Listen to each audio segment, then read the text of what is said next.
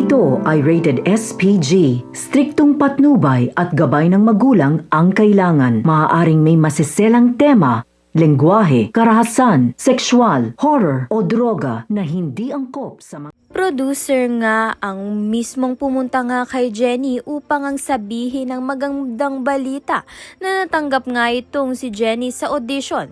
Kaya naman nga unti-unti na ngang magsisimula ang pagiging sikat ni Jenny. Subalit hindi pa rin nga kumbinsido itong ang si Minchi dahil hindi niya nga gusto na sumali nga itong si Jenny sa singing industry. Sa kabilang banda naman nga, dehado nga itong si Megan sa kanyang career dahil hindi nga maganda ang ugali niya. Pinagsabihan nga siya ng kanyang ina na si Dara na hindi nga magtatagal sa industriya itong ang si Megan na may bad attitude siya.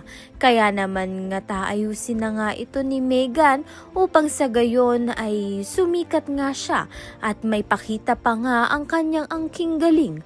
Kaya naman nga't yan at iba pa ang dapat nating pakaabangan. Maraming salamat sa iyong panunood.